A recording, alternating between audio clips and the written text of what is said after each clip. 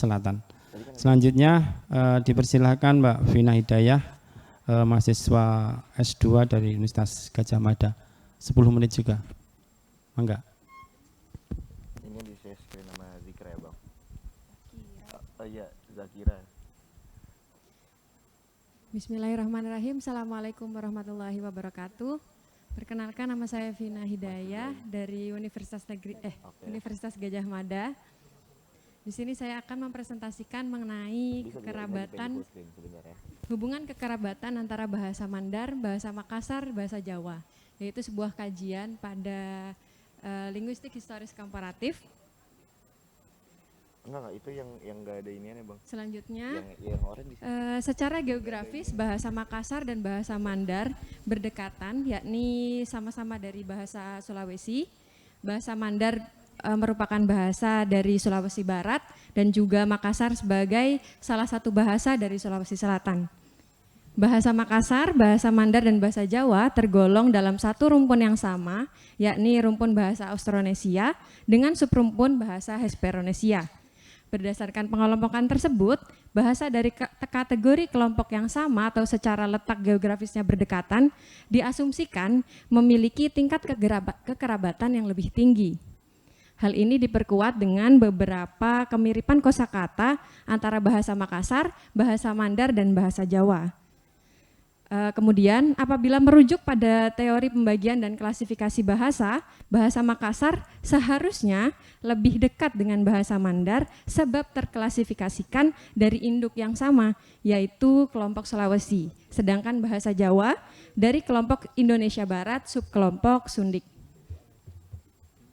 Selanjutnya, dari tujuan penelitian ini yaitu untuk menemukan presentasi kekerabatan bahasa Makassar, bahasa Mandar, dan bahasa Jawa, kemudian menemukan perkiraan waktu pisah dan usia bahasa Makassar, Mandar, dan Jawa, dan menetapkan bentuk kekerabatan antara bahasa Makassar, Mandar, dan Jawa.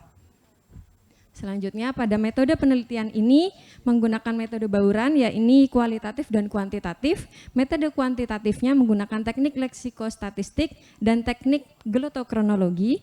Kemudian menggunakan kualitatif digunakan untuk mengaidahkan korespondensi ketiga bahasa. Adapun data dan sumber data berupa fonem dari 200 kosakata Swades dalam bahasa Makassar, Mandar, dan bahasa Jawa.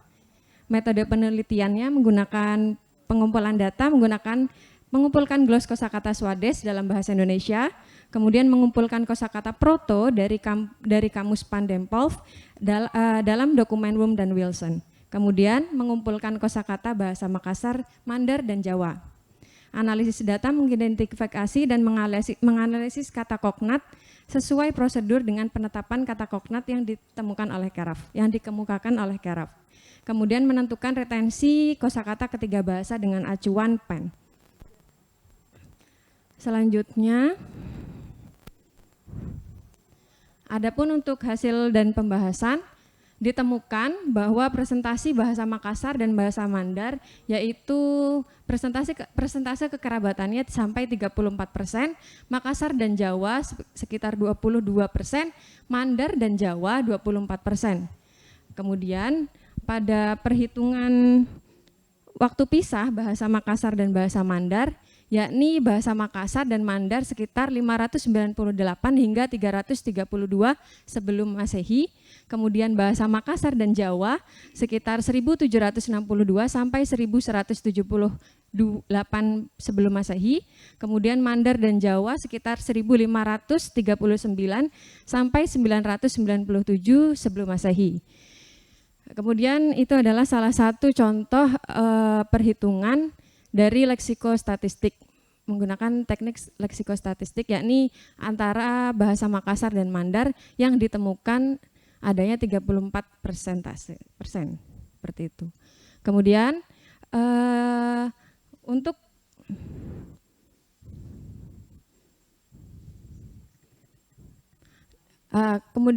identik pairs, yaitu ada Makassar dan Mandar sekitar ada 22 kosakata identik, kemudian ada Makassar dan Jawa yaitu ditemukan tiga kosakata identik, dan Mandar dan Jawa ada 8 kosakata identik. Kemudian ada korespondensi fonemis, yakni Makassar dan Mandar ditemukan adanya 2 korespondensi fonemis, kemudian Makassar dan Jawa terdapat 7 korespondensi fonemis, dan Mandar dan Jawa terdapat 3 korespondensi fonemis.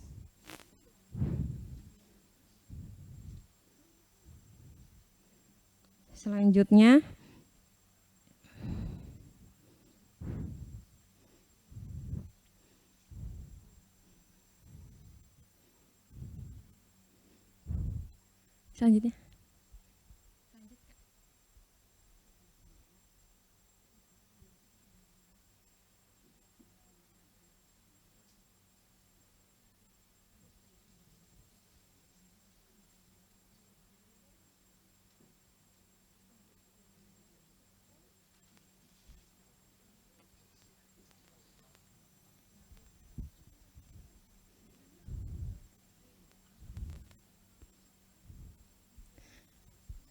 nah ini adalah salah satu korespondensi fonem antara bahasa Makassar dan bahasa Jawa. Saya tampilkan hanya salah satu contoh dari korespondensi fonem dengan hasil selanjutnya.